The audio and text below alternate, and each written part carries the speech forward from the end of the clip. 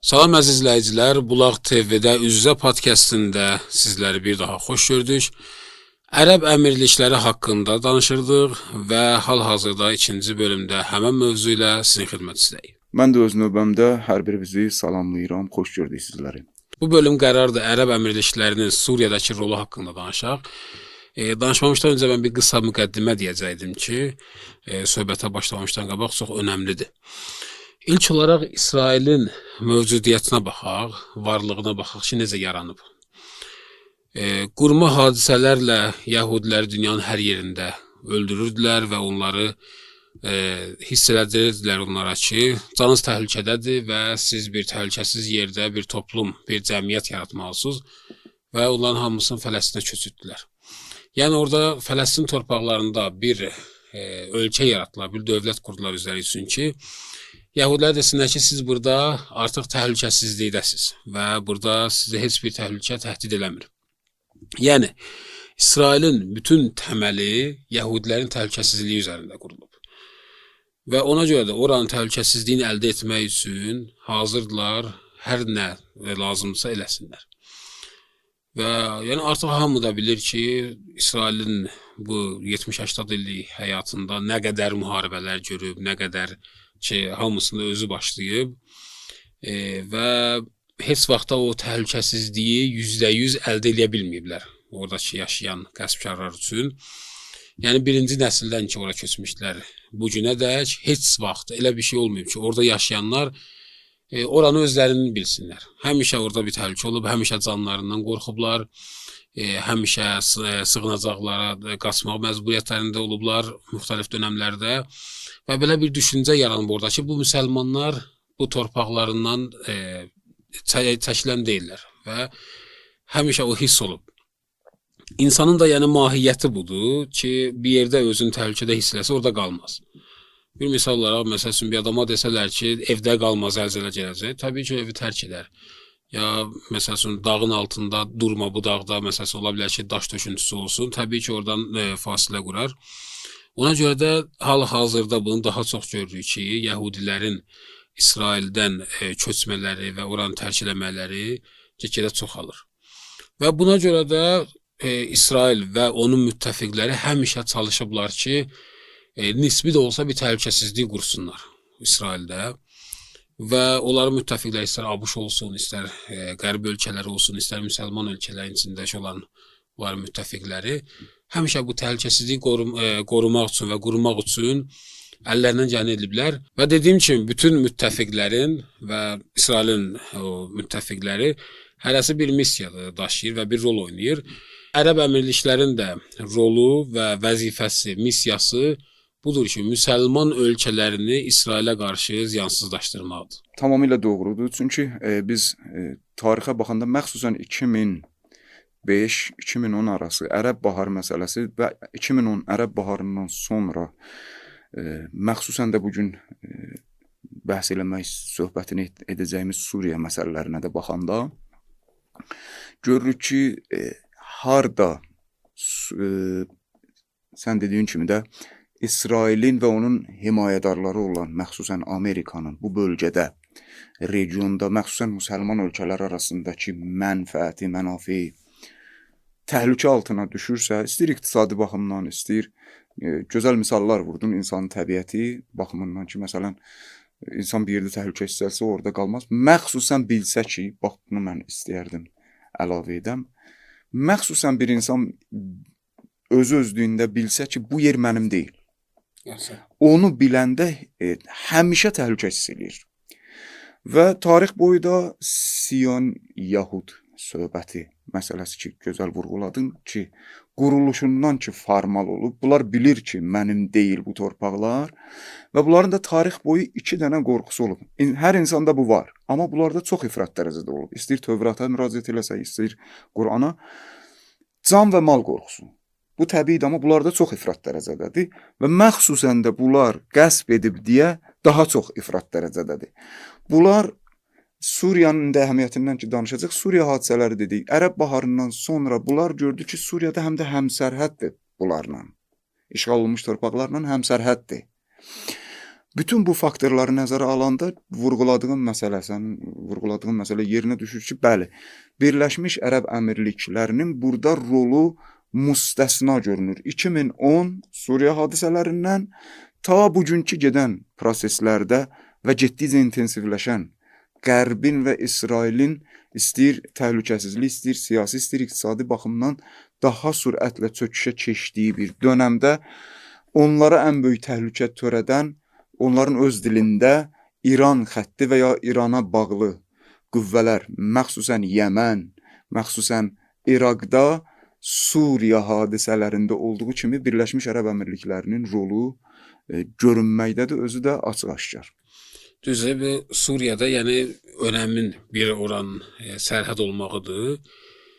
Suriyanın digər bir önəmi də var. Yeganə ərəb ölkəsi də idi ki, İsraillə əlaqələri normallaşdırmadı. Yeganə ölkə idi ki, 2 dəfə savaş elədi və müharibə elədi və düşmənçiliyin sona qədər apardı. Biz görürük ki, Misir bir dönəm müharibəyə daxil oldu İsraillə, amma geri çəkildi. Adiləşmə, o İbrahim əhdnaməsinə doğru meylləri göstərdi. Bir dönəmdə Yordaniyanı görürük ki, müharibəyə daxil olur, amma sonradan adiləşməyə doğru gedir. Belə deyək də, Birləşmiş Ərəb Əmirliklərin missiyası bu İbrahim əhdnaməsidir. Yəni ABŞ və onun müttəfiqləri deyir ki, əgər siz bu gücdə qalmaq istəyirsinizsə və bu neftdən özünüz üçün o qurduğunuz şahlığı saxlamaq istəyirsinizsə, müsəlman ölkələrin ya ərəb ölkələrin bir-bir gətirməlisiniz və bu masa arxasında otuzdurmalısınız ki, razılaşsınlar. Suriyada çox mühüm missiya idi bunlar üçün. 2 dəfə müharibə eləyib, əlaqələrini heç vaxt normallaşdırmayıb İsraillə, həmişə düşmən kimi qalıb və bu missiya var idi ki, İsrailin ən qədimi düşmənini dizə çökürdü, onun qabağında zərərsiz bir, aciz bir dövlət eləməli idi.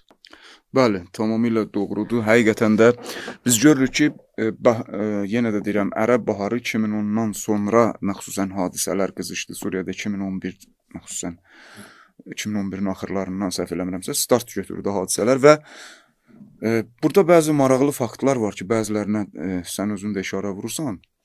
Birləşmiş Ərəb Əmirliklərinin rolu ki, biz deyirik, qeyd etdik ki, məsələn, Suriyanın işğal olunmuş torpaqlarla həmsərhəd olması məsələsi. Həm də burada mənim yadıma sən danışan söhbətindən sonra bir şey düşdü. Ariel Sharon'un belə bir sözünü deyirlər, keçmiş baş naziri İsrailin.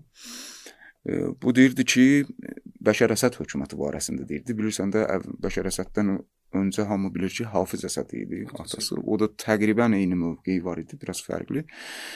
Bəşər Əsəd barəsində Sharon belə deyirdi. Bu sözlərdən yola çıxsaq, İsrail və İsrailin yolunda Birləşmiş Ərəb Əmirliklərinin necə canfşanlıq etdiyi bizə daha çox məlum olar. Ariel Sharon deyirdi ki, düzdür, Əsəd şeytandır, Əsəd rejimi deyirdilər. Əsəd rejimi şeytandır. Amma bizim üçün hələ ki, tanıdığımız şeytan, tanımadığımız şeytandan təhlükə baxımından daha yaxşıdır.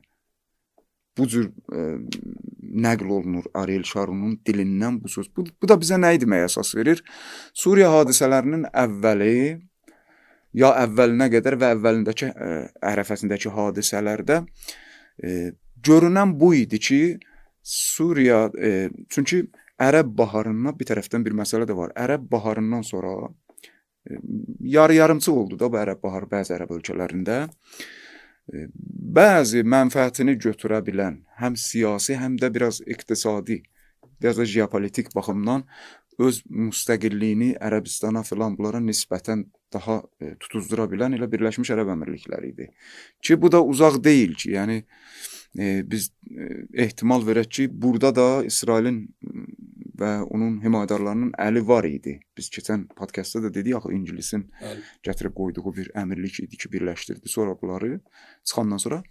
Hər halda bu Suriya hadisələrinin əvvəlləri ərəfəsində də Ariel Sharon'un bu sözünə baxanda görürük ki, bəli, İsrail hələ ki o effekti göstərə bilmirdi, gücünü göstərə bilmirdi Suriyada. Amma sən deyən kimi Suriya həm sərhəddi, həm belə adi coğrafi baxımdan, həm jeopolitik baxımdan mühüm rol oynayır. İrana bağlı qrupların yolunun üstündə olması və İsrailə tərəf yol tapması baxımından.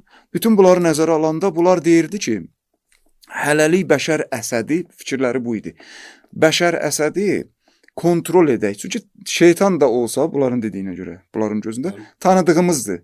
Tanımadığımızı bilmirik. Hələlik bu qalsın. Amma bu Ərəb baharından sonraki hadisələr və bu Suriyada 2011 və 2018 arası baş verən bu hadisələr ki, bunlar gördü Bəşər Əsəd də gördü ki, yox, mənim bunlarla işim olmadıqca, İsraillə işim olmadıqca, hətta bir-iki dəfə təklif elədilər, Bəşər Əsəd də o arada sülh danışıqlarına indiki bəzi müsəlman dövlətləri kimi getmək istəyirdi. Ki, bəli, sərhədi, amma sərhədi qoruyaq sülh danışıqları ilə. Bəşər Əsəd lap gördü ki, yox, bu 2011-2018 arasında xeyr, bu bütün qruplaşmaları tökdülər Suriya filan, Bəşər Əsəd İran xəttinə tərəf meyilləndi. Bəşər Əsədi qoruyub saxlamaq istəyən İsrail və onun himayədarları bu səfər rolları dəyişdilər. Birləşmiş Ərəb Əmirlikləri 2018-də ki, gördülər, yox, bata bilmədilər və məğlub oldular Suriyada və Suriya keçdi bunların rəqib xəttinin əlinə. Birləşmiş Ərəb Əmirlikləri bu səfər 2018-dən başladı, siyasi baxımdan yenə də işə düşdü. Siyasi və iqtisadi baxımdan Bəşər Əsədi cəzb etmək istədi. O cəzb eləmək istəməyi Bəşər Əsədin, yəni təbii ki, bilirik də indi 3 dəfə Ərəb Əmirliklərinin başçısı Bəşər Əsədlə görüşdü. Deyilənlərə görə birinci dəfə 100 milyard dollar, ikinci dəfə isə 200 milyard və üçüncü dəfə 300 milyard dollar təklif elədi. Nə təklif idi? Bu bir yardımlar idi ki, yəni biz bu pulu istəyirik gətirək və Suriyanın abadanlığına xərcləyək. Suriya 7-8 illik müharibədən çıxmışdı, bütün infrastrukturlar dağılmışdı, neft olan bölgələr hamısı Kürdlərin və ABŞ-ın əlinə düşmüşdü. Ölkənin bütün gəliri turistdən idi, turistin gəliri, yəni idxalı və gəlgidi sıfıra düşmüşdü. Ağır vəziyyətdə idi və ona görə də bu pullar xüsusən də Bəşər Əsəd kimi dünyəvi bir insan üçün ciddi məbləğ idi. Yəni Bəşər Əsəd elə bir adam deyil ki, məsələn deyək ki, bir ideologiyaya görə hər şeylə kəsə, bir maddi və dünyəvi bir insan idi. Və o gəlirlər nə iş görürlər? Ondan öncə qaydaq bu 2018-dəki o məğlubiyyət ki dedin, orada mən bir qeydləri istədim əlavə edeyim. Çox gözəl məsələdir ki, yəni məğlubiyyət səbəb oldu ki, bunlar strategiyanı dəyişsinlər. Yəni müharibə ilə əldə eləmədikləri işləri istədilər başqa bir halda əldə eləsinlər. 7-8 il müharibədən sonraki milyonlarla insan öldü, milyonlarla uşaq yetim qaldı, milyonlarla insan öz evlərindən, öz ölkələrindən, şəhərlərindən didərgin düşdülər ki, bunların öz mənafiyinə görə onu əldə eləyə bilməyəndən sonra gəldilər başqa bir yolla əldə eləsinlər. O təkfirçilər və o müharibədən qalmış o düşmənlər ki var idi, indi algoritmə görə adlarını çəkmirik qruplarının, hamısını yerləşdirdilər İdlibdə.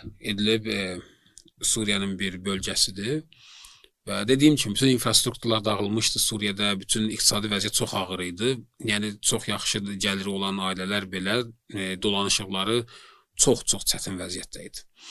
Bütün o təkfirçiləri yığdılar İdlibə və onların hamısına başladılar çox gözəl və təmtəraqlı bir həyat qurdular. Hər ailə başına 500 dollar pul verdilər ki, yəni Suriya üçün çox möhtəşəm bir məbləğ idi, inanılmaz bir məbləğ idi o müharibədən çıxandan sonra. 24 saat elektrik qurdular onlar üçün, səhiyyə baxımından, təhsil baxımından İdlibi çox gözəl qurdular və o orada İdlibdə qurduqları həyatı 24 saat başladılar Suriyanın digər şəhərlərindəki xalqlara sosial mediada göstərməyə. Baxın, bu həmən düşmək idi ki, siz elə bilirsiniz sizin başınızı kəsməyə gəlib, amma yox, baxın, bu Əsəd rejimi sizə 2 saat işıq verir. Amma bunlar, məsələn, 24 saat işıqları var, bunların səhiyyəsi belə xalqları allatdılar və xalqa bütün başa saldılar ki, sizin bütün bədbəxtçiliyiniz İran xəttindəndir. İran xətti. Və bununla kifayətlənmədilər. Təxminən gəldilər 2000 yüksək rütbəli və vəzifəli hərbiçilərə hədiyyə adı ilə rüşvətlər təklif edilər və özlərinə tərəf çəkdilər onları. Nazirliklərdə, mühüm yerlərdə bütün özlərinə adamlar aldılar. Sonra çatdı o Bəşar Əsədin özünə o təklif. Yəni Bəşardan qabaq əvvəl xalqın üstündə işlədilər. Sonra hərbiçilərin içində, nazirliklərdəki olan mühüm insanlar sonra. Bəli, tamamilə çox gözəl nöqtədir. Həqiqətən çox gözəl nöqtədir. Çünki bu nöqtələr bizə dərsdir, ibrət dərsidir ki, imperializm cəbhəsi metodikası bayaq dediyimiz kimi də ya təhdiddir, ya tətmiq edirlərdi. Yəni ya təhdid eləyir, qorxudur, ya da tamahlandırır. Eynilə 11-18 arası, 2011-2018 arası gördülər ki, alınmadı təhdidlə, keçdilər tamahlandırmaq. Tamahlandırmaq üçün də yenə də biz görürük ki, sən əvvəldə qəşəng bir işarə vurdun ki, mən də onu qara qutu deyə tamamladım onu. Ki, müsəlman ölkələri arasında, ölkə demək olarsa indi Birləşmiş Ərəb Əmirliklərinə, bu günə qədər gedən hadisələr, hətta danışdığımız hadisələr bizə göstərir ki, Birləşmiş Ərəb Əmirlikləri həmişə müstəsna rol oynayıb, hansı qolda, indi dedin ha, tamahlandırma. Gördülər təhdidlə alınmadı. Uduzdular. Kim lazımdır, yenə də zapas, o qara qutu ona görə deyirəm mən. Bəziləri deyir Pandora qutusu. Bütün sirləri gizlədiblər orada ki, olmadı. Bir dənə zapas kimi qoyublar ora. Ondan sui-istifadə edirlər və əlbəttə bugün bir tərəfdən də həm Suriya, həm bugün gedən bu Fələstindəki atəşkəs oyunu, güya Trump'ın gətirdiyi bu neçə gündən bir gətirir, bir neçə bəndli bir atəşkəs planı hazırlayır. Məsələn, Hamas filan şeyi versin, filan əsirləri versin, biz İsrail filan addımı atsın. Bütün bu planları hazırlayır atəşkəs adı altında. Amma pərdə arxasında nə eləyir? Pərdə arxasında deyir ki, belə deyək də, zahirdə deyir ki, bəli, Qəzzəni biz istəyirik abadlaşdıraq. Amma pərdə arxasında, bir yandan da zahirdə yenə də görürük ki, bu abadlaşdırma planının birinci müsbət cavabını müsəlman ölkələr arasından yenə Birləşmiş Ərəb Əmirlikləri cavabını verir. Tam elədi. Mən indi elə o xəbəri axtarırdım, bu günləri oxudum ki, elə ABŞ prezidenti dəqiq yadıma gəlmir, 80 neçə ölkə hazırdır ki, Qəzzədə abadlandıqda iştirak etsinlər. Tamahlandırıcıdır da. Və çoxlarında ola bilər bu sual yaransın ki, necə oldu və nə üçün İran xətti bu ikinci dəfədə, yəni Suriyanı qorumaq üçün heç bir addım atmadı. Suallar yazırdılar mən yadıma izləyicilər ki, 8 il bu qədər şəhid verib qoruduğumuz torpaqlar bir həftədə getdi, bir həftədə getmədi. Sadəcə İran xətti orada istəmədi ki, nəsə eləsin. Ona görədir, çünki Bəşar Əsədi və bütün Suriya dövləti inandırmışdılar ki, sizin tək probleminiz İrandır.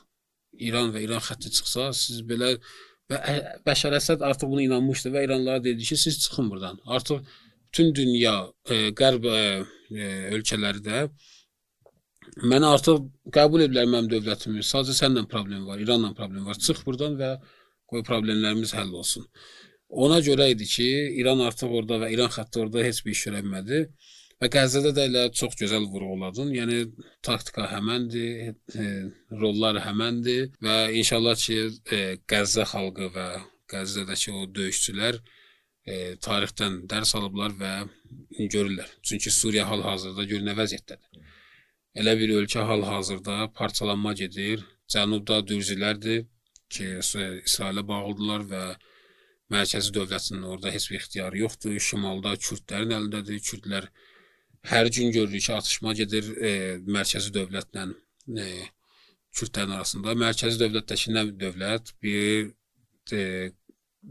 başına 10 milyon dollara mükafatlanan bir cinayətkardır ki, ölkənin şimalında və cənubunda heç bir ixtiyarı yoxdur və onun quldurları da görürük ki, qeyri-sünni, xüsusilə Ələvi ailələrdən neçə min nəfər, yəni bu bir ilin ərzində 7 mindən çox adam ölüb orada görürük Ələvilərdən və çox təəssüflü acınacaqlı vəziyyətdir ki, qızlar, gəlinlər oğurlanır və taleyləri bilinmir ki, nə olur və inşallah ki, müsəlmanlar bu məsələdən dərs alırlar və bir daha tarixdə belə bir faciə yaşanmağın qarşısını alırlar.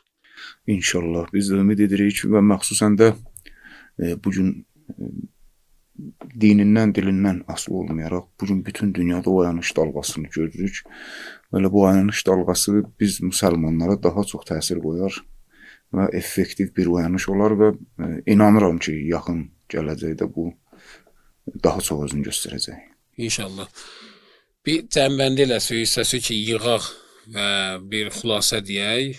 Budur ki, biz anladıq ki, İsrailin o təhlükəsizlik mahiyyəti üçün hər bir müttəfiqin bir missiyası var və Ərəb Əmirliklərinin də missiyası müsəlman və ərəb ölkələri üzərindədir və dediyin kimi tamahlandırmaqla qabağa gəlir, yəni siyasəti nə təhdid üzərindədir, nə hansısa hərbi bir funksiyalar üzərindədir. Sadəcə tamahlandırır və tamahlandırandan sonra da nələr baş verir hamı bilir. Və Suriyada da biz hal-hazırda danışdıq. Suriyada yəni trilyon dollarlar xərcləyib müharibə ilə əldə edə bilmədiklərini pulla və vəsvəsə ilə bu Birləşmiş Ərəb Əmirliklərinin vasitəsilə həyata keçirdilər və oradan İran xəttini çıxarda bildilər. Bəli, əzizləyicilər, bu günlük bu qədərdir. Çox uzun söhbətlər eləmək istəmirik. Hansı ki, bu söhbətləri istəsək bütün detallarla danışaq, saatlarla zaman lazımdır. Amma qısaca deyirik ki, siz əzizlərin də vaxtınız olsun və izləyə biləsiniz. Bizim kanalımıza abunə olmaqla, paylaşmaqla bizə dəstək ola bilərsiniz. İnşallah növbəti söhbətdə də Ərəb Əmirliklərinin digər müsəlman ölkələrində etdiyi xəyanətlər haqqında söhbət edəcəyik.